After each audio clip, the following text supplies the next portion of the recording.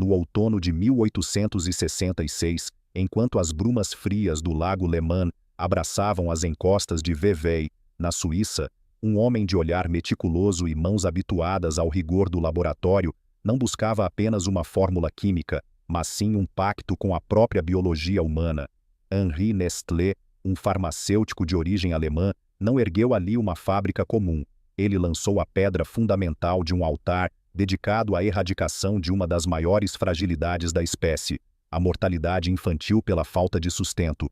Naquele momento, em uma Europa que ainda cheirava a fumaça de carvão e a incerteza pré-industrial, nasceu a farine lactée, farinha láctea, o que parecia ser apenas uma mistura de leite de vaca, farinha de trigo e açúcar. Era, na verdade, o primeiro tijolo de uma estrutura que viria a se tornar a maior arquiteta do paladar global. Se Wolfsburg nasceu de um cálculo de conquista mecânica, a Nestlé nasceu de uma promessa de salvação biológica que, ao longo de um século e meio, se transformaria em uma sombra onipresente, capaz de tocar o lábio de quase todos os seres humanos no planeta. Entrar em Vevey hoje, onde reside o cérebro desse gigante, é confrontar uma contradição estética absoluta. De um lado, a serenidade quase divina dos Alpes suíços e a pureza cristalina da água que inspirou Henri. Do outro, a sede de um colosso que opera mais de 400 fábricas em 190 países. Esta não é uma empresa que apenas produz alimentos, é um organismo de logística sensorial que mapeia a fome e o desejo da humanidade em uma escala que desafia a compreensão geográfica. Se a fábrica de Milton Hershey, na Pensilvânia, era uma utopia paternalista feita de chocolate, a Nestlé é um cálculo suíço de precisão cirúrgica e ambição invisível. Ela não precisa de chaminés monumentais para anunciar sua presença. Ela habita o silêncio dos nossos armários, a rotina das nossas manhãs e a química do nosso sangue. O ninho, o logotipo icônico da marca, não é apenas um símbolo de proteção, é o emblema de uma ocupação total do espaço doméstico. Para visualizar o que a Nestlé representa no século XXI, imagine uma teia de aço e vidro que não se mede em metros quadrados, mas em pontos de contato diários. São mais de 2.000 marcas que fluem através de artérias logísticas tão complexas que fazem os canais de Wolfsburg parecerem caminhos de aldeia. O ritmo implacável das prensas de aço na Alemanha encontra seu equivalente em Vevey, nas centrífugas que processam o ouro branco, o leite. A vida de milhões de agricultores, do Vietnã à Costa do Marfim, do Brasil às planícies europeias, é ditada pelo pulso desse gigante que transforma a matéria-prima da terra em uma commodity padronizada e global. Se você entrar em uma unidade de processamento da Nestlé hoje, o som não é apenas o do metal, mas o do fluxo constante de líquidos e pós, uma coreografia de fluidez que espelha a própria natureza da nutrição que ela monopoliza. Mas para entender a Pax Nestlé, é preciso primeiro olhar para o seu pecado original, uma sombra tão profunda quanto a fundação de Wolfsburg. Se a fábrica da Volkswagen foi uma criação direta de um Estado em busca de controle, a Nestlé cresceu como uma soberania privada que muitas vezes ultrapassou a autoridade dos próprios Estados. O projeto original de salvar bebês com farinha láctea evoluiu para uma máquina de marketing que, nos anos 70, enfrentou seu primeiro grande julgamento moral, a promoção agressiva de fórmulas infantis em países em desenvolvimento, onde a água limpa era um luxo e não um direito, tornou-se o Dieselgate da Nestlé décadas antes da palavra existir. Ali a distinção entre nutrição e lucro tornou-se perigosamente tênue. A fábrica não foi desenhada apenas para alimentar, ela foi desenhada para criar uma dependência vitalícia do paladar processado. A arquitetura do Império Nestlé é uma declaração de guerra contra a perecibilidade. Observe os silos gigantescos de café e os laboratórios de pesquisa em Lausanne. Eles não são apenas armazéns, são os pilares de uma soberania química total. A Nestlé não pede permissão para entrar em uma cultura, ela a absorve, a desidrata e a devolve em um frasco de vidro ou em uma embalagem de alumínio. Aqui reside a grande ironia deste colosso suíço. A marca que se apresenta como o ninho protetor é a mesma que transformou a água, o elemento mais básico da vida, em um produto de prateleira premium. A extração de água mineral, muitas vezes em conflito com comunidades locais, É o símbolo de uma empresa que se tornou tão onipresente que ela não apenas move as pessoas através do açúcar e da cafeína, ela reivindica a posse dos recursos que as mantém vivas. Esta simbiose entre a pureza alpina e a extração industrial é o que separa a Nestlé de qualquer outra estrutura corporativa na Terra. Se a Mack Trucks era uma inquilina da cidade de Allentown, a Nestlé é a inquilina da nossa própria fisiologia. A cidade de Vevey é o dormitório deste gigante, mas o seu verdadeiro território é o paladar humano. Cada grão de café colhido e cada gota de leite condensado foram planejados com um único propósito: garantir que, ao redor do globo, o sabor da ordem suíça seja o mesmo, seja em uma metrópole futurista ou em um vilarejo remoto. Entretanto, o destino da Nestlé é um tabuleiro de xadrez constante entre a inovação e a obsolescência moral. No meio do aço inox das linhas de produção, a Nestlé desenvolveu uma peculiaridade gastronômica que define a era moderna: a comida que nunca morre, o café instantâneo, o chocolate que não derrete facilmente, o leite em pó que viaja continentes. O cheiro que emana das fábricas da Nestlé hoje não é o de metal queimado, é um perfume complexo que mistura a doçura enjoativa da baunilha sintética com o aroma amargo do café torrado industrialmente. É o cheiro do sucesso planejado, da química elevada ao status de arte da sobrevivência. Como uma empresa que começou salvando vidas em uma pequena vila suíça, conseguiu se transformar no símbolo da globalização alimentar total. Como uma estrutura que enfrenta boicotes há décadas, continua a crescer, engolindo marcas de pet food, águas minerais e produtos farmacêuticos. Para responder a isso, precisamos mergulhar na logística do açúcar, na psicologia da conveniência e na ciência dos laboratórios que manipulam os receptores de dopamina do nosso cérebro. Bem-vindo ao Império Nestlé, onde a máquina de processamento nunca para e onde o paladar humano é a fronteira final que a ordem suíça busca conquistar. Neste primeiro bloco estabelecemos a escala deste colosso e a dualidade de sua alma, a força salvadora de sua fundação e a frieza de sua expansão global. Nos blocos seguintes, dissecaremos como cada centímetro desses laboratórios de sabor funciona como um sistema nervoso central para o consumo mundial, e como a cultura da eficiência suíça mantém essa engrenagem biológica girando em perfeita sincronia com as demandas de um planeta faminto por rapidez. A história da Nestlé é a história da humanidade tentando domar a natureza através da química alimentar, e o custo dessa ambição é o que descobriremos a seguir. Se o bloco 1 nos apresentou o altar de Henri Nestlé e a promessa de salvação biológica através do leite, este segundo ato mergulha na transmutação alquímica que transformou uma empresa suíça de laticínios no maior império de estimulantes e conveniência que a história já conheceu. Para compreender a Nestlé, não basta olhar para as prateleiras de um supermercado, é preciso sentir a vibração das torres de secagem por pulverização, spray drying, que dominam suas unidades industriais. É um impacto silencioso, mas constante, que ressoa não nos alicerces de uma cidade física como Wolfsburg, mas nas sinapses de bilhões de seres humanos.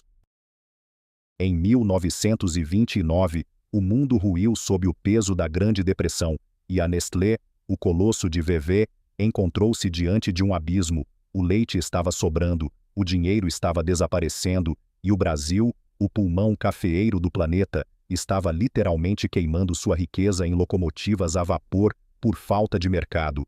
O que aconteceu nos laboratórios suíços naquele momento foi uma lição de sobrevivência industrial que redefine o conceito de oportunidade na crise. A escala da Nestlé nesta era de transição é tão vasta que ela criou sua própria cronologia química.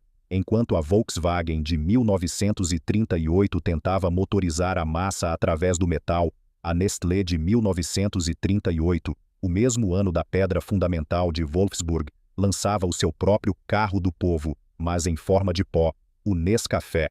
A logística do movimento humano dentro desse labirinto não era medida em bicicletas cruzando corredores de fábrica, mas em barcaças transatlânticas carregadas com o excedente de café brasileiro que ninguém conseguia vender. Como você transforma uma montanha de grãos perecíveis em uma moeda global de troca que nunca estraga? A resposta da Nestlé foi uma ode à desidratação. A fábrica deixou de ser apenas um local de mistura e tornou-se uma catedral de preservação forçada.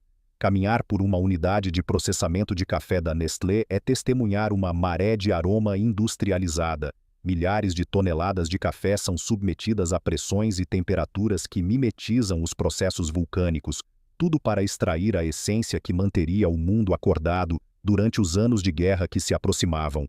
Esta frota de extratores é o sistema capilar do gigante.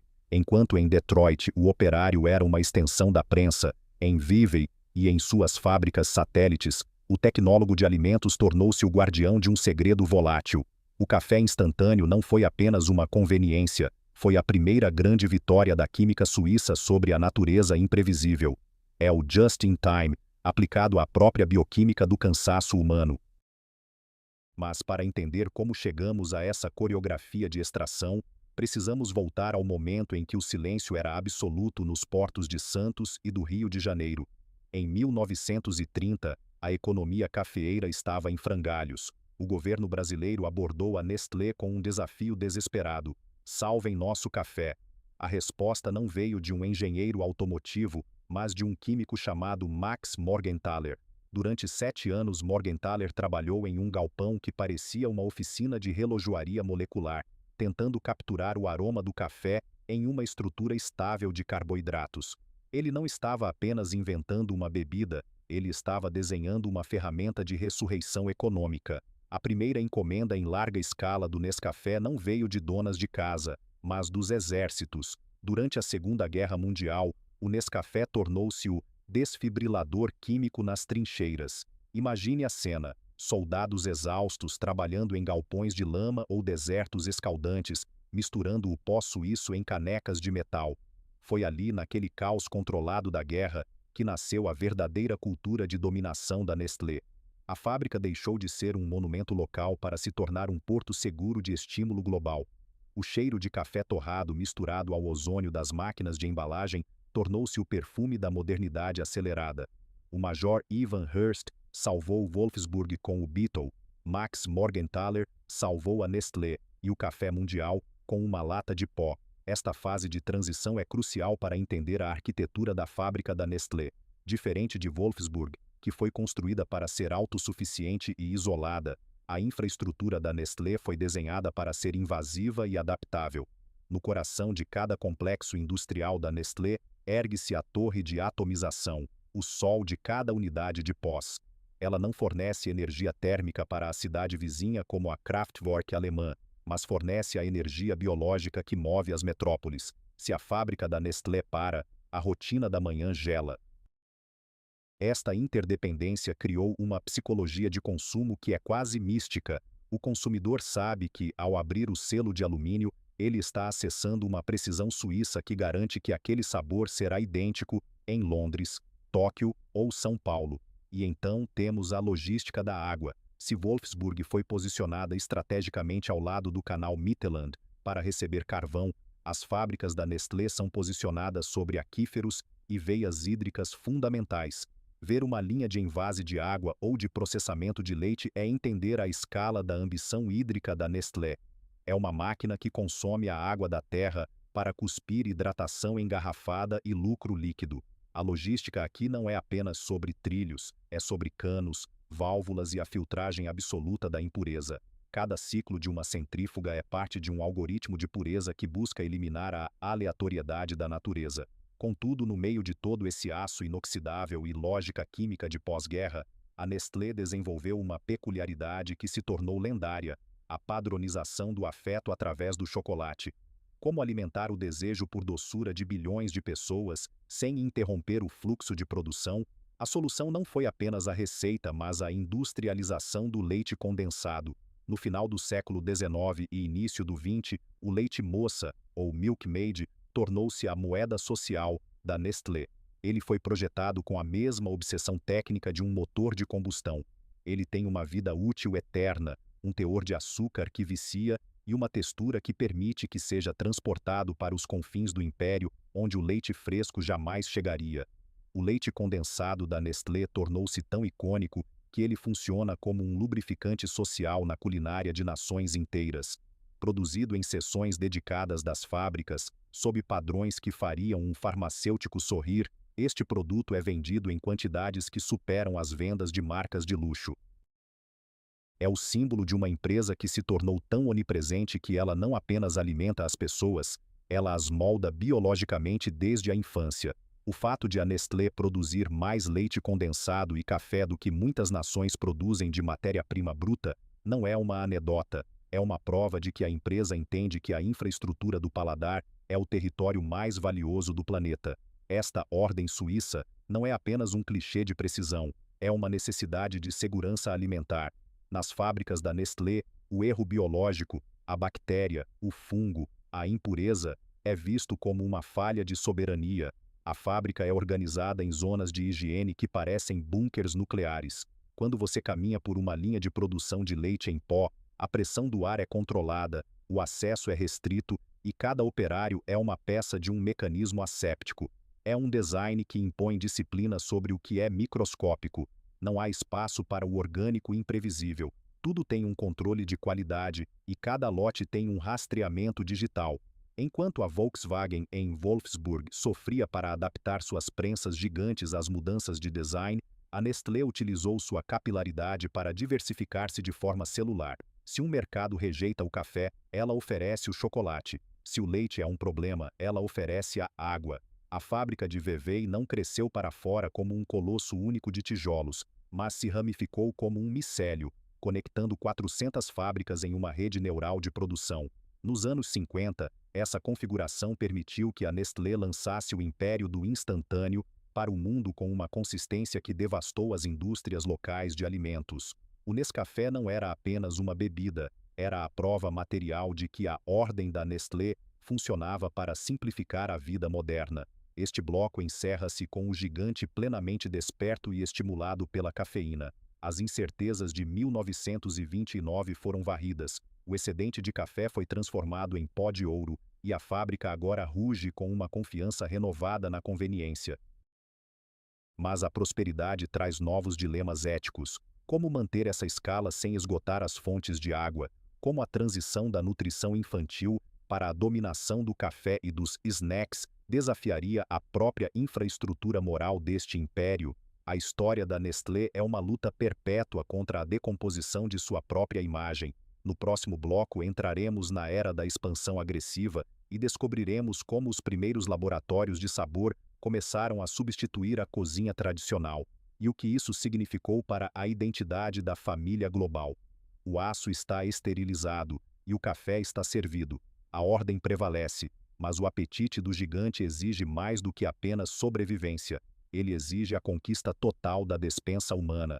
Ao cruzarmos o limiar da década de 1960, o ar nas imediações das unidades de processamento da Nestlé, fosse em Vevey, na Suíça, ou nas vastas extensões industriais de Araras, no Brasil, mudou de composição química. Não era mais apenas o hálito leitoso da fundação ou a nota amarga do café de sobrevivência que flutuava entre os silos de concreto. Um novo elemento sedutor e implacável começou a ditar o ritmo das esteiras: o açúcar. Se os blocos anteriores desta biografia industrial trataram da conquista da nutrição básica e da estabilidade química, este terceiro ato é sobre a arquitetura do desejo. É o momento em que a Nestlé deixa de ser apenas uma provedora de sustento para se tornar a maior designer de dopamina da história alimentar. Entrar em uma ala de confeitaria da Nestlé nesta era é como caminhar por um império que aprendeu a transformar a geografia do cacau em uma engenharia de prazer absoluto. Imagine-se parado no centro de um hall de conchagem, o santuário onde o chocolate é refinado. O som aqui não é o impacto ensurdecedor das prensas de 7.000 toneladas de Wolfsburg, mas um sussurro constante e hipnótico de lâminas de aço que friccionam a massa de cacau por dias a fio. É um processo de polimento molecular. O teto dessas fábricas é alto, mas a luz do sol raramente toca o chão de cerâmica imaculada. Ela é filtrada por clarabóias que iluminam uma floresta de tanques de aço inoxidável, onde o açúcar e a gordura vegetal são fundidos em uma simbiose que desafia a resistência do paladar. Nestlé não é apenas um lugar onde se misturam ingredientes, é um sistema metabólico onde a matéria-prima entra pelas artérias ferroviárias e sai como unidades de consumo perfeitamente geométricas, prontas para serem devoradas em segundos. A escala da produção de chocolate da Nestlé nos anos 60 e 70 criou sua própria meteorologia interna. O calor gerado pelas máquinas de temperagem e pelos milhares de motores elétricos cria correntes de ar saturadas, com partículas de cacau que parecem flutuar como uma névoa em um desfiladeiro suíço. Mas o que realmente fascina o observador atento não é apenas o tamanho da produção, é a logística da alfandegagem biológica. Como você move montanhas de açúcar de cana e sacas de cacau da África Ocidental através de um labirinto industrial que triplica a complexidade de qualquer montadora de automóveis? A resposta da Nestlé é uma ode à fluidez, o cano. Enquanto em Wolfsburg o movimento é ditado por bicicletas e correntes de aço que carregam chassis, na Nestlé o movimento é ditado por bombas e tubulações. Quilômetros de canos aquecidos serpenteiam acima das cabeças dos operários, transportando chocolate líquido, gordura e xarope em um fluxo ininterrupto que nunca pode esfriar. Se o cano entope, o gigante infarta. Esta frota interna de fluidos é o sistema circulatório do colosso. Enquanto em Detroit o operário era separado da máquina pelo portão da fábrica, na Nestlé, o operário flui com a substância. Ele é o regulador de um fluxo que liga as plantações de Gana diretamente à língua de uma criança em Paris. É o just-in-time, aplicado à própria biologia da satisfação. Mas para entender como chegamos a essa coreografia de doçura, precisamos olhar para o pecado original deste bloco, uma manobra de marketing que quase destruiu o templo de Vevey. Nos anos 70, a Nestlé enfrentou o seu maior dilema existencial: o escândalo do leite em pó em países de terceiro mundo. A estratégia era devastadoramente simples: enviar embaixadoras vestidas de enfermeiras para convencer mães em vilarejos africanos e asiáticos de que a fórmula infantil era superior ao leite materno. O resultado foi uma catástrofe humanitária que gerou um boicote global. A fábrica, que nasceu em 1866 para salvar bebês, estava sendo acusada de ser a causa de sua morte. Este foi o Dieselgate da nutrição. A arquitetura da Nestlé, outrora vista como um altar de salvação, foi subitamente exposta como uma máquina de lucro frio que ignorava as condições básicas de higiene e soberania biológica das populações locais. Foi nesse momento de crise moral que a Nestlé revelou sua verdadeira força de resiliência corporativa. Ao contrário da Mack Trucks em Allentown, que definhou sob a pressão da obsolescência, a Nestlé utilizou sua escala monumental para realizar uma manobra de rebranding global que duraria décadas. Ela se infiltrou ainda mais fundo na rotina doméstica. Se o leite infantil era um campo de batalha, a cozinha salgada seria o novo porto seguro. Entra em cena a Maggi, a moeda de sabor do império. O cubo de caldo Maggi tornou-se o equivalente industrial da Currywurst de Wolfsburg. Produzido em bilhões de unidades, ele não é apenas comida, é uma ferramenta de soberania gastronômica. Ele nivela o CEO e o camponês. Ambos usam o mesmo cubo de sódio e glutamato para dar alma às suas refeições. A logística do cubo Maggi é um milagre de microdecisões. Imagine a manutenção de uma linha de montagem que produz milhares de cubos por minuto, cada um envolto em uma folha de alumínio perfeitamente dobrada. É uma engenharia de precisão que faria os fabricantes de relógios suíços parecerem amadores. A fábrica Maggi não consome apenas vegetais e especiarias. Ela consome a ideia de cozinha tradicional e a devolve em um formato pronto para o uso, eliminando o tempo e o caos do preparo orgânico. A estética da ordem suíça aqui manifesta-se no controle absoluto do sabor. Não importa onde você esteja, o cubo Maggi terá o mesmo gosto de casa, um lar industrializado e seguro. Essa soberania é sustentada pela arquitetura da sincronia energética e biológica. No coração dos complexos industriais da Nestlé, como o de Brock, na Suíça, a fábrica não apenas produz chocolate, ela gera sua própria energia a partir da casca do cacau e trata sua própria água. É uma forma de soberania que poucas empresas no mundo possuem. A Nestlé não consome apenas os recursos da região, ela redefine a ecologia ao seu redor. Se o fornecimento de energia falha, a produção de chocolate condensado para, e o lucro de milhões de dólares se solidifica nos canos em minutos. Essa interdependência criou uma psicologia de lealdade coletiva entre os operários. Eles sabem que são os guardiões de um processo que não pode parar, sob pena de uma catástrofe química interna. E para garantir que este corpo social continue operando, ele precisa ser catequizado no paladar.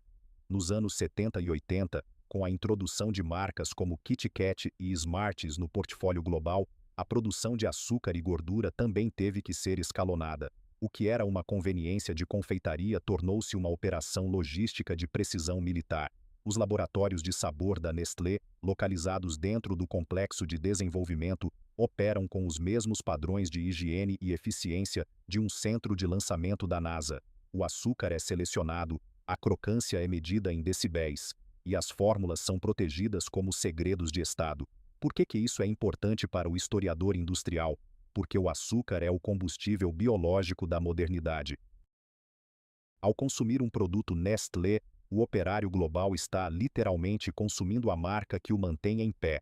A infraestrutura física de 6,5 milhões de metros quadrados espalhada pelo mundo permite que a Nestlé faça algo que fábricas menores nunca poderiam. Ela se torna um ecossistema de pesquisa em tempo real sobre o vício e a satisfação. Dentro dos mesmos muros onde o chocolate é moldado, cientistas estudam a textura ideal para maximizar a liberação de endorfina. A fábrica é um laboratório vivo de psicologia de massa. Se Wolfsburg ensinou ao mundo como mover o corpo através do aço, a Nestlé ensinou como mover a mente através do paladar processado. O fluxo é sempre para frente em direção à shelf life, vida de prateleira, eterna, em direção à dominação da despensa. Este bloco encerra-se com o gigante plenamente estabelecido como o dono do desejo global. As crises dos anos 70 foram camufladas por uma expansão agressiva para os snacks e alimentos para pets, como a Purina. A Nestlé agora ruge com uma confiança que transcende a nutrição. Ela é uma força da natureza corporativa, mas a prosperidade baseada no açúcar e no marketing agressivo traz novos desafios no horizonte digital. Como manter essa escala de produção em massa em um mundo que começa a exigir saúde e transparência? Como a transição para a era dos alimentos funcionais desafiaria os alicerces químicos desses milhões de metros quadrados de produção?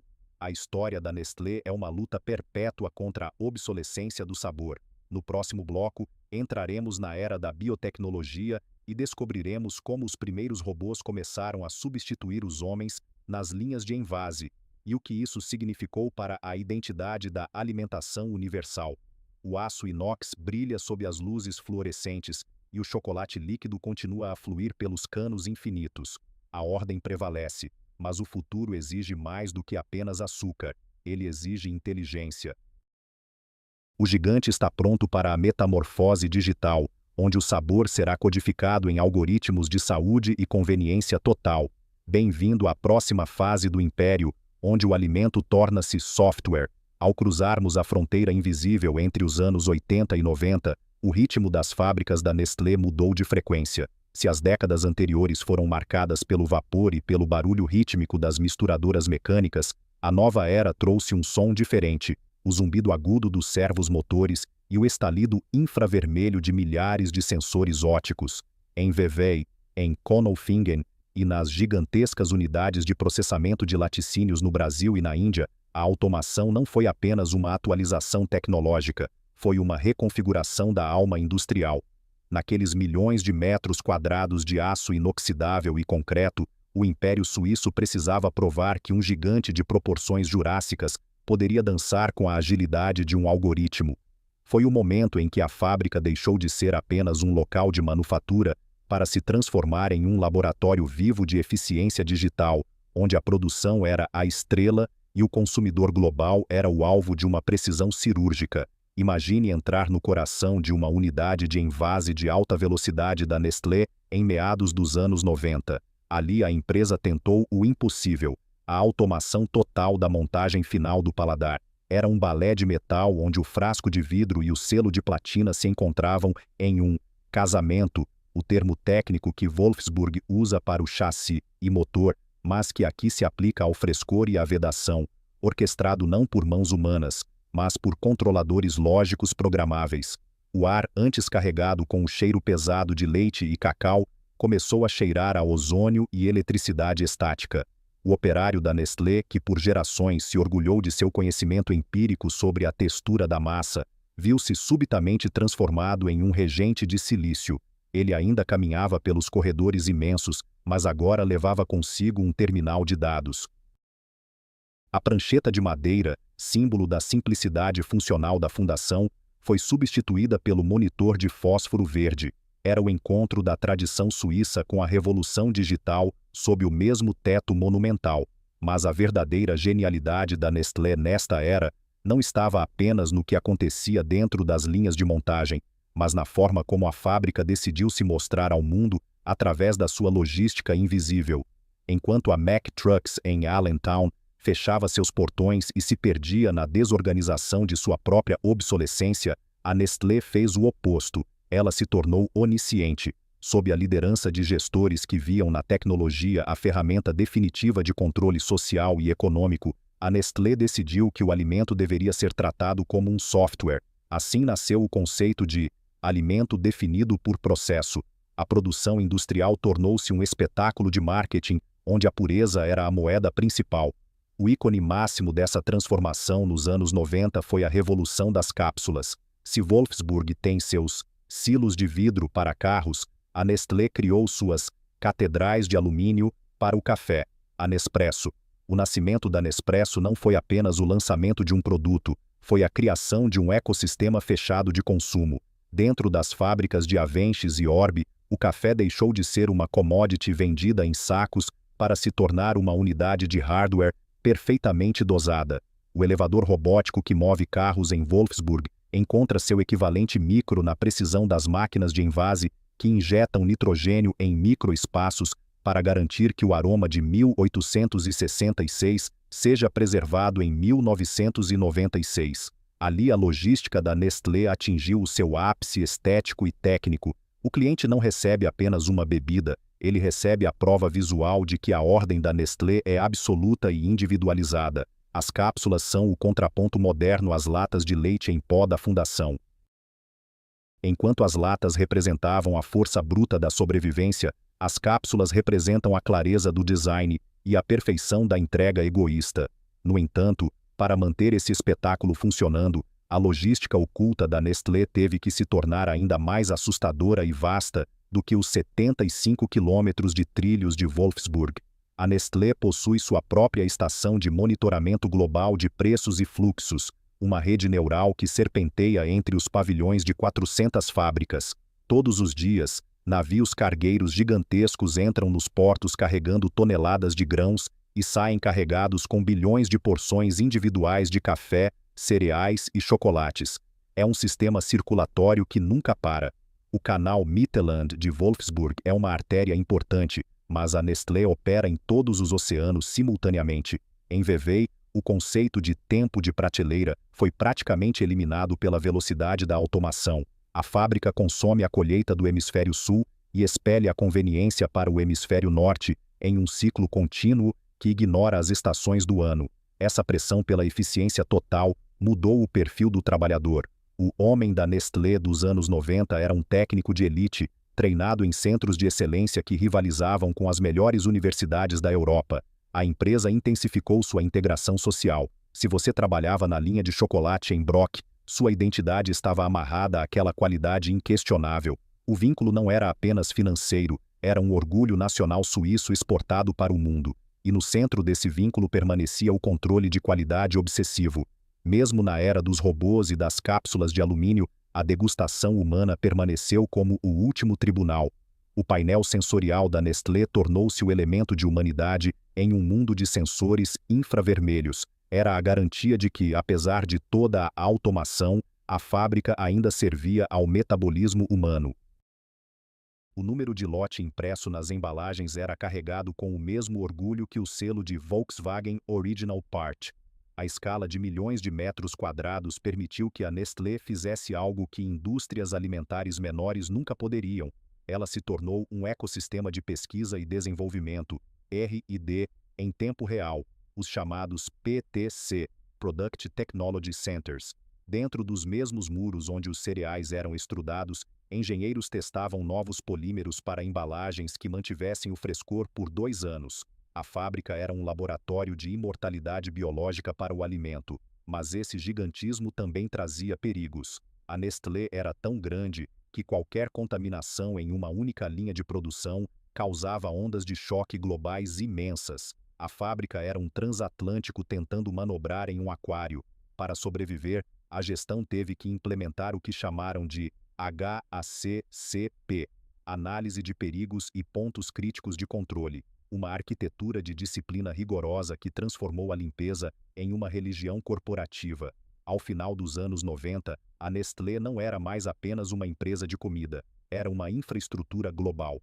Turistas e dignitários visitavam suas sedes não apenas para provar chocolate, mas para testemunhar a escala da organização humana aplicada ao sustento. Eles viam a integração perfeita entre o design do produto e o design da fábrica, onde a embalagem era tão importante quanto o conteúdo. A Nestlé ensinou ao mundo que um alimento não é apenas o resultado de ingredientes, é o resultado de uma geografia planejada e de um processo higiênico inquebrável. A fábrica foi desenhada para que a bactéria nunca desse um passo para dentro. O fluxo é sempre para frente, em direção à esterilização, em direção à conquista do mercado global. Contudo, sob essa superfície de eficiência inquebrável, a década de 90 também trouxe os primeiros sinais da pressão ética digital e ambiental. Os computadores começavam a mapear a pegada de carbono da extração de água e cacau. A transição não era apenas de misturadores manuais para robôs, era uma transição do sigilo industrial para a demanda por transparência. O operário que conhecia o cheiro do leite e sabia, pelo olfato, se ele estava no ponto, agora tinha que aprender a ler gráficos de conformidade em telas de cristal líquido. A Nestlé tornou-se uma universidade de massa, transformando gerações de cozinheiros industriais em técnicos de sistemas biodigitais. Se Hershey construiu uma escola para órfãos, a Nestlé transformou sua própria cadeia de suprimentos em uma escola para a vida inteira para milhões de produtores, forçando-os a adotar a ordem de Vevey. Neste bloco vimos a transição da força do vapor para o fluxo do silício. Vimos a criação da Nespresso como o monumento máximo ao marketing de precisão e a consagração da automação como o pilar de uma cultura que se recusava a ser lenta. A Nestlé entrou no novo milênio como a rainha indiscutível da despensa global, uma utopia funcional que parecia invencível diante de qualquer crise econômica. Mas as sombras do século XXI, com suas exigências de sustentabilidade radical e a iminência da transparência total sobre os efeitos do açúcar e da gordura, estavam prestes a testar os alicerces de aço inoxidável daquela catedral.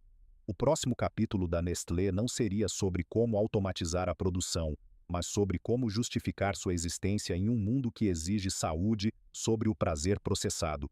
A engrenagem continua a girar, mas agora, o mundo inteiro está monitorando cada caloria. O gigante está operando em alta velocidade, mas o futuro exige uma nova inteligência, mais verde e mais ética. Se o bloco 1 nos revelou a Nestlé como a guardiã do berço, o bloco 2 nos transporta para o momento em que esse organismo biológico enfrentou o seu primeiro colapso sistêmico e emergiu não apenas como uma empresa de nutrição, mas como a refinaria química da alma humana. Para compreender a Nestlé, você não pode apenas olhar para os seus balanços financeiros, você precisa sentir o calor das caldeiras de atomização, que nos anos 30 transformaram o desespero econômico em uma nova forma de energia. Em 1929, o mundo não estava apenas quebrado, ele estava faminto e, acima de tudo, exausto. E enquanto Wolfsburg ainda era uma visão febril no horizonte da Baixa Saxônia, a Nestlé em VV estava prestes a realizar o seu maior transplante industrial, a transformação do café, um fruto perecível e instável, em um algoritmo de sobrevivência estável e eterno. A escala da Nestlé nesta era é tão vasta que ela começou a criar a sua própria geografia de necessidade. Se Wolfsburg foi salva por um major britânico chamado Ivan Hearst, a Nestlé foi salva por um alquimista industrial chamado Max Morgenthaler. O cenário era o Brasil, 1930. O café, o sangue econômico de uma nação, estava apodrecendo em armazéns, um excedente trágico que ameaçava colapsar o mercado global. O governo brasileiro olhou para a Catedral de VV e implorou por uma solução. O desafio era uma ode à funcionalidade.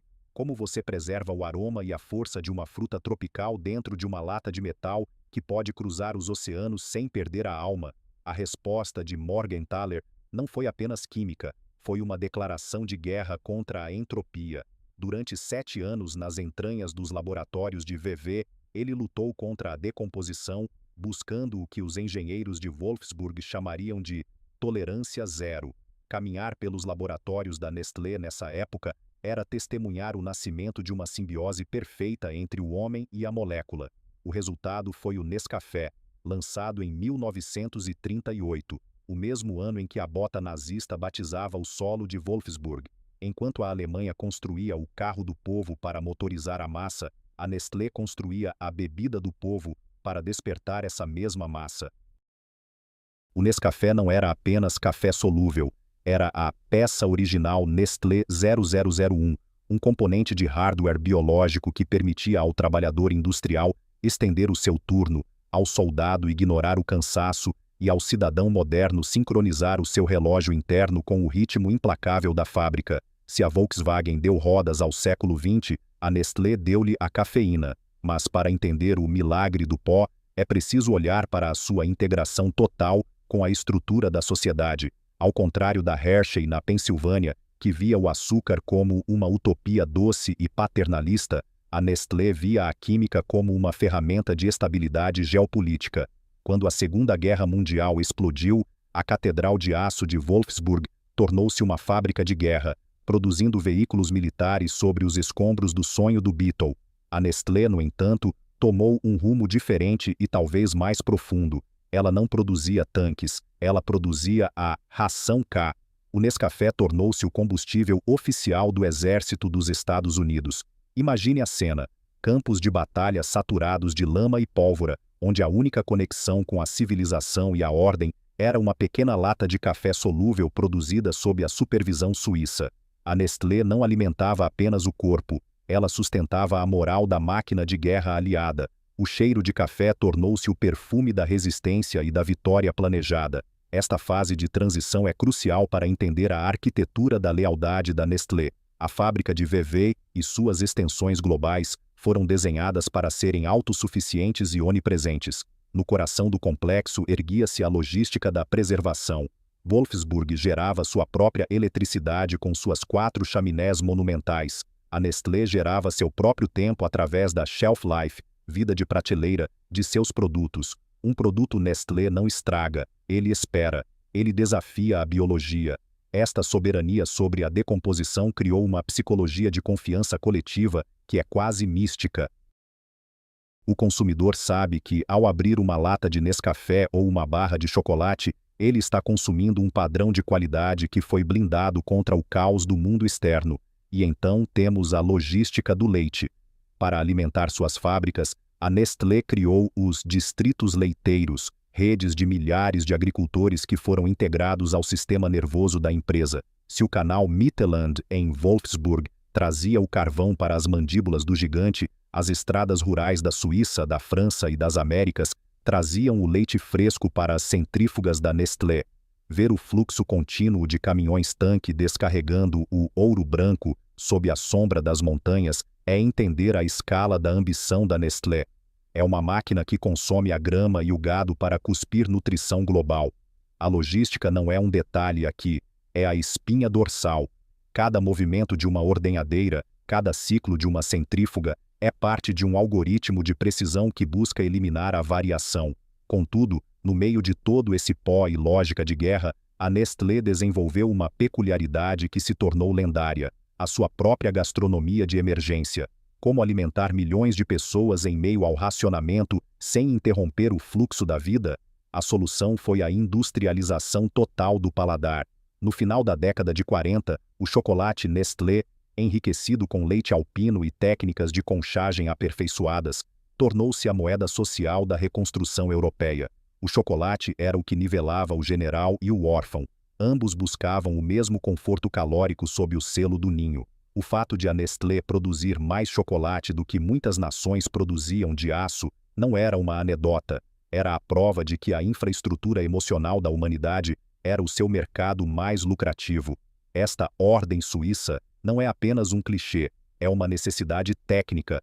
Na Nestlé, o erro é visto como uma contaminação. A fábrica é organizada em fluxos de higiene que parecem rituais religiosos. Quando você entra em uma linha de produção de leite em pó, a atmosfera é de um centro cirúrgico. Não há becos sem saída, não há caos orgânico. Tudo tem um lugar, e cada lugar deve ser estéril. Enquanto a Mack Trucks sofria com a desorganização de uma cidade que cresceu ao redor de suas forjas, as fábricas da Nestlé impunham a sua própria ordem ao ambiente. Elas não são apenas edifícios, são redomas de controle biológico.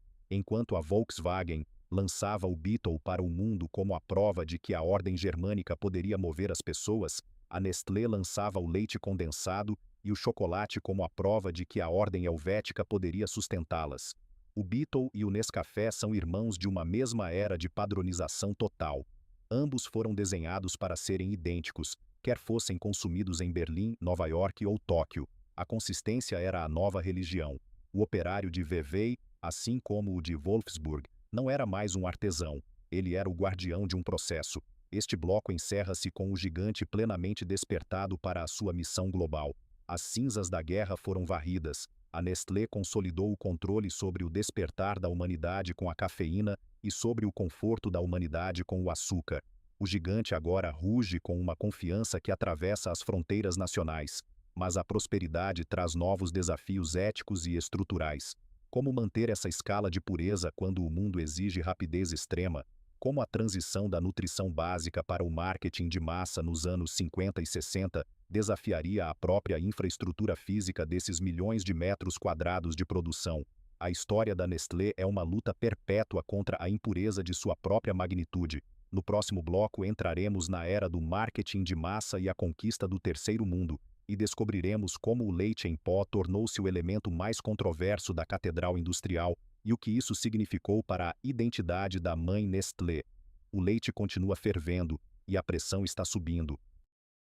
A ordem prevalece, mas o custo da onipresença está prestes a ser cobrado. Se os blocos anteriores desta biografia industrial narraram a construção da Nestlé como um monumento ao poder do açúcar, do leite e da cafeína, este penúltimo ato descreve a manobra mais arriscada na história desse colosso, a tentativa de tornar um gigante que opera 450 fábricas invisível para a atmosfera. Estamos no coração da Missão Zero, o momento em que a Catedral de Vevey tenta reconciliar sua sede insaciável por recursos com um planeta que não tolera mais a fumaça das chaminés do século XX. Em Vevey, e em cada um dos seus postos avançados globais, a sustentabilidade não é um selo de marketing colado na fachada, é uma reengenharia visceral do metabolismo da própria fábrica. O gigante está aprendendo a respirar sem poluir, e cada centímetro daqueles edifícios históricos está sendo submetido a uma alquimia técnica que busca transformar o inferno industrial do passado no ecossistema neutro do futuro. Imagine olhar para as torres de secagem de leite em pó nas planícies da Europa ou nos cerrados da América Latina. Por décadas, elas foram os exaustores de um sistema que queimava hidrocarbonetos em escala titânica para transformar o líquido em pó, garantindo que o tempo não vencesse a biologia. Hoje, essas estruturas são o símbolo de uma metamorfose silenciosa. A Nestlé investiu bilhões de francos suíços para converter sua matriz energética global do carvão e do óleo para o gás natural e, futuramente, para o hidrogênio verde e a eletricidade térmica. O fumo denso que outrora definia a linha do horizonte industrial foi substituído por um vapor quase imperceptível. Na Nestlé, a transição energética não acontece apenas em campos de painéis solares distantes. Ela acontece nas entranhas das caldeiras, onde o calor é recapturado e reutilizado em um ciclo de eficiência que beira a obsessão. É o passado sendo obrigado a alimentar o futuro sem destruir o presente. Caminhar pelos corredores de uma unidade de produção da Nestlé nesta era é notar uma mudança drástica na paleta sensorial. O calor radiante das antigas máquinas de torrefação de café e o cheiro onipresente de gorduras vegetais estão dando lugar a uma atmosfera mais filtrada, quase clínica. A fábrica implementou um sistema de gestão de energia, o Ninho Digital, que monitora em tempo real o consumo de cada lâmpada de LED e de cada braço robótico que empacota caixas de cereais. O objetivo é a fábrica de impacto zero. Mas como você alcança o impacto zero em uma empresa que processa milhões de toneladas de matéria-prima por ano? A resposta está na economia circular da embalagem. A Nestlé possui hoje laboratórios de ciência de materiais que operam com a precisão de agências espaciais. O plástico, que por décadas foi o esqueleto logístico do império, está sendo substituído por polímeros biodegradáveis e papéis de alta resistência que desaparecem na terra tão silenciosamente quanto o açúcar se dissolve na água. Nada se perde, tudo se transforma dentro e fora dos muros de tijolos. E o que dizer do metabolismo hídrico da Nestlé, o seu ponto mais sensível e controverso? No bloco 7, a gestão da água deixa de ser apenas uma questão de captação para se tornar o emblema da fábrica circular. A Nestlé implementou a tecnologia Water Target Zero. Em fábricas de leite condensado no México ou na Índia, a empresa agora extrai a água do próprio leite que processa, filtrando-a e reutilizando-a para a limpeza e resfriamento das máquinas. A fábrica não consome água da rede externa, ela a cria a partir da matéria-prima. É a forma mais extrema de autossuficiência já inventada. Ver a água reciclada fluindo através de sistemas de osmose reversa é entender que, para a Nestlé, o desperdício é um erro de cálculo que a ordem helvética não pode tolerar. Se Wolfsburg aprendeu a reciclar o aço de suas prensas, a Nestlé aprendeu a reciclar a própria umidade da vida. No centro dessa revolução verde, a cultura alimentar da fábrica enfrentou o seu teste mais simbólico, o nascimento das proteínas vegetais. Como mencionamos, o leite é a peça original da Nestlé. Mas na última década a empresa tomou uma decisão que reverberou por toda a indústria: a criação de versões plant-based de seus ícones. O leite condensado agora tem uma versão de aveia. O hambúrguer da Incredible Burger sai das linhas de montagem onde antes só se processava carne. Para o purista, isso foi sentido como um ataque à identidade. Para a gestão de Vevey, foi uma necessidade de alinhar a biologia do consumidor com a ecologia da empresa. O chocolate vegano tornou-se o para-raios de uma mudança geracional. Ele provou que a transformação da Nestlé não é apenas sobre trocar combustíveis, mas sobre mudar a própria molécula do que ingerimos. A fábrica agora produz uma ética ambiental, não apenas uma caloria, mas a verdadeira revolução deste bloco acontece no chamado Nestlé Health Science, NHS, um bunker de inteligência dentro do complexo. É aqui que a Nestlé está tentando resolver o enigma que destruiu as marcas de comida tradicional. Como evitar que o alimento se torne um vilão da saúde? A resposta é a nutrição de precisão. O alimento agora é construído em torno de dados. A Nestlé está desenvolvendo suplementos e dietas médicas que são injetados diretamente no sistema nervoso do mercado de saúde. O cheiro de Nestlé agora inclui a nota sutil de eletrônicos e aminoácidos purificados, um aroma que se mistura com o hálito industrial das centrífugas. A fábrica tornou-se uma farmácia de massa. Essa transição para o molecular trouxe um novo tipo de conflito para a catedral de vidro, a guerra entre o sabor e a função.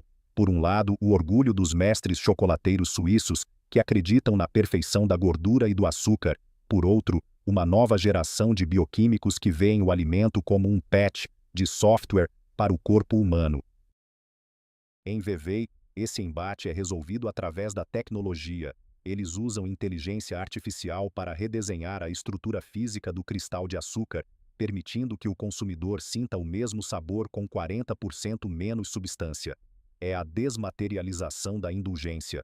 A escala geográfica de 450 fábricas permitiu que a Nestlé fizesse algo que marcas menores nunca poderiam. Ela usou sua massa crítica para amortecer o choque da mudança de hábitos. Enquanto concorrentes menores tinham que escolher entre ser saudáveis ou gostosos, a Nestlé usou sua engenharia para tentar ser ambos simultaneamente. A soberania da Nestlé também se manifesta na sua infraestrutura de logística reversa. A empresa está criando sistemas de coleta de cápsulas de café e embalagens que mimetizam a eficiência de uma mineradora.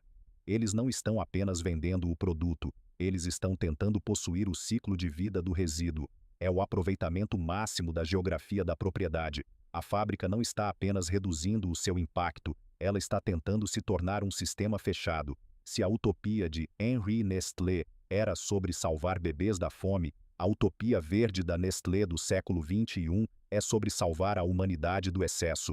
Ao final deste bloco, vemos a Nestlé emergir não apenas como a mãe nutridora, mas como a engenheira planetária. A cicatriz das críticas ambientais ainda está lá.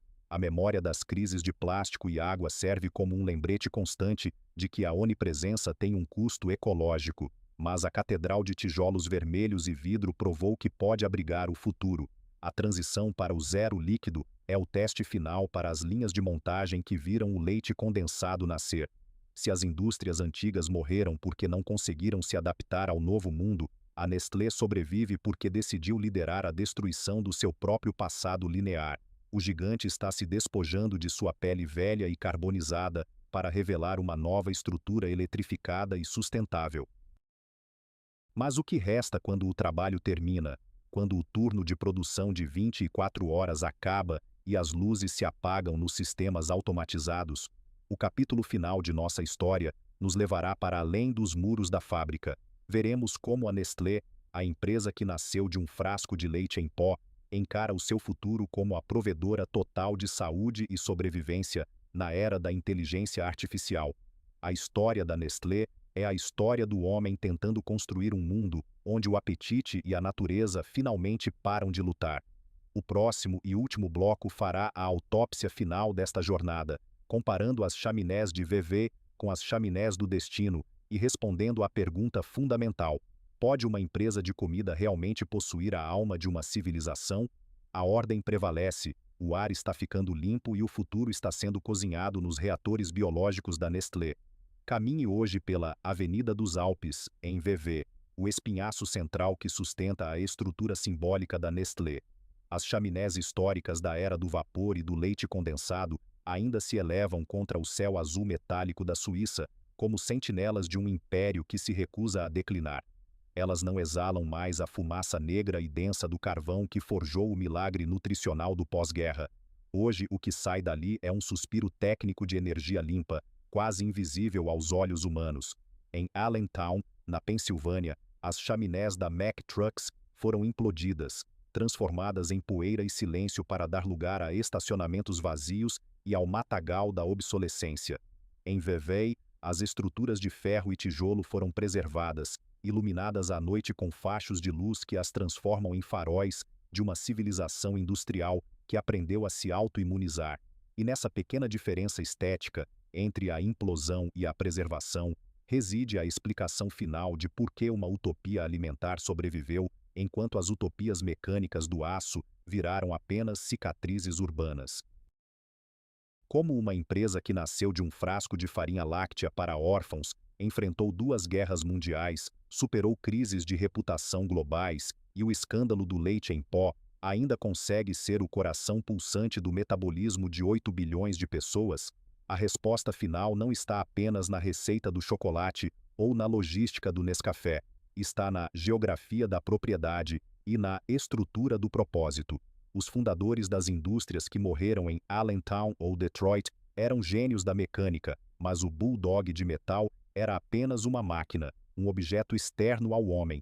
Quando a gestão dessas fábricas mudou para investidores distantes e corporações nômades, as paredes de tijolos tornaram-se apenas números negativos em planilhas de custos em Nova York ou Paris. Não havia alma para proteger as máquinas quando a eficiência financeira caiu. Na Nestlé, o cenário foi radicalmente diferente. A Catedral de VV não é apenas uma empresa, ela é uma infraestrutura biológica. Ela se amarrou à humanidade através da necessidade mais primitiva, o apetite.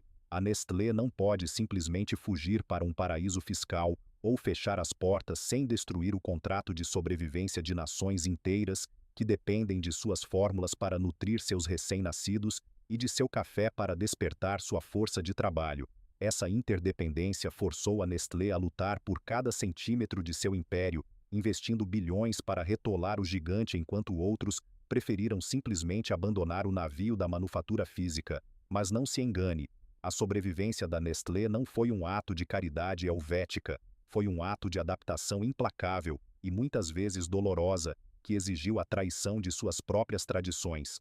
Para que a utopia de Vevey sobrevivesse ao século XXI, ela teve que sacrificar a sua pele velha e carbonizada. Eles rasgaram o solo de pavilhões centenários para instalar o gêmeo digital da nutrição. Substituíram o mestre chocolateiro que sentia o ponto da massa pelo bioquímico que codifica o sabor através de algoritmos de inteligência artificial. A Nestlé de hoje é uma máquina fria, hiperconectada e automatizada, que guarda do passado apenas o logotipo do ninho e a fachada de pedras da Suíça. Ela é bem-sucedida porque foi mais rápida em trair suas tradições químicas do que a Mack Trucks foi em abandonar o diesel. Enquanto Allentown morreu tentando ser durável em um mercado que mudava de direção, a Nestlé vive porque aprendeu a ser líquida, transformando-se de uma vendedora de comida em uma provedora de saúde molecular. Hoje a cidade de Vevey é um milagre de prosperidade artificial e ordem preservada. Enquanto Allentown luta contra a desindustrialização e a perda de identidade, Vevey brilha como a joia da coroa da pós-indústria. A sede da Nestlé atrai dignitários e cientistas que vêm para ver não o chocolate sendo derretido, mas o futuro da humanidade sendo processado em servidores de dados nutricionais. O hospital local é de ponta, as escolas são laboratórios de excelência financiada pela empresa, e o ritmo da cidade segue o pulsar do mercado de commodities de Chicago e Londres. Mas há um custo invisível nesse brilho de vidro e aço inoxidável.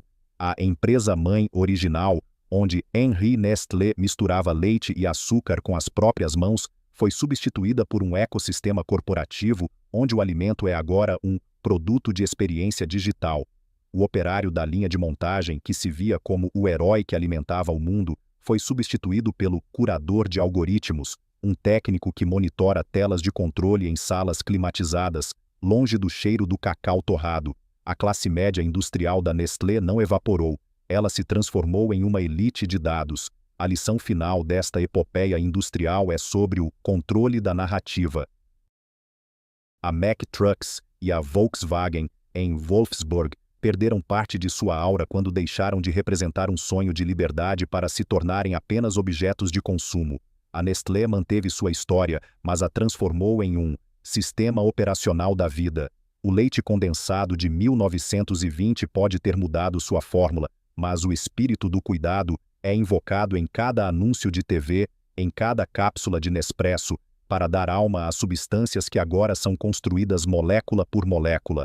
A Nestlé sobreviveu porque entendeu que, no capitalismo do novo milênio, a marca é a única coisa que não pode ser totalmente automatizada. O cheiro de ozônio das novas linhas de montagem farmacêuticas ainda se mistura com o cheiro reconfortante do Nescafé nos refeitórios. Esse café, a peça original do despertar moderno, é o último elo físico com o passado industrial. Enquanto o operário beber aquele café sob o teto da Catedral de Vevey, a Nestlé continuará sendo uma comunidade de destino, e não apenas uma linha de produção.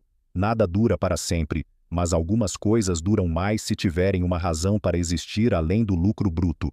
A Nestlé construiu uma dependência mútua entre a biologia, o capital e a necessidade humana que desafia as leis nômades do mercado global. Allentown nos mostra o que acontece quando o capitalismo é puro e despojado de raízes.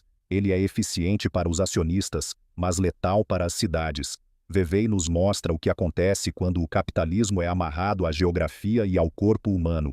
Ele é resiliente, mas precisa se tornar quase irreconhecível, perdendo sua face humana original para não ser devorado pela própria magnitude.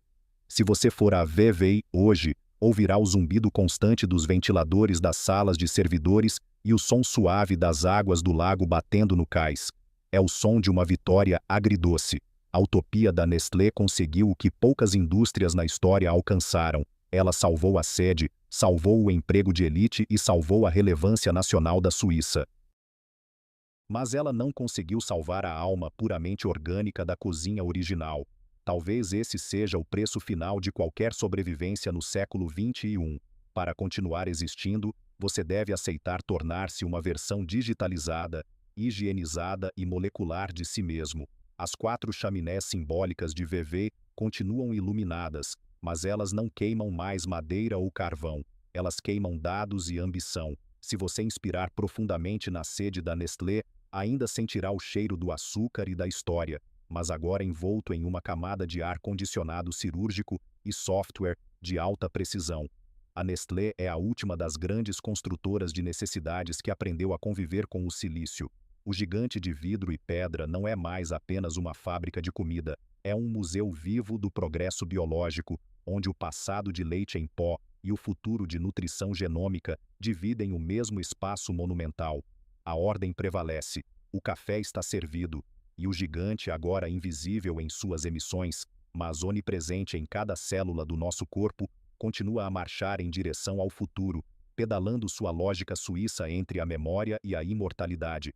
A Nestlé vive, enquanto o resto é apenas uma lembrança, e no final é o compromisso com o sustento da vida, com o solo e com o sangue, que separa o entulho de Allentown do monumento eterno de Vevey.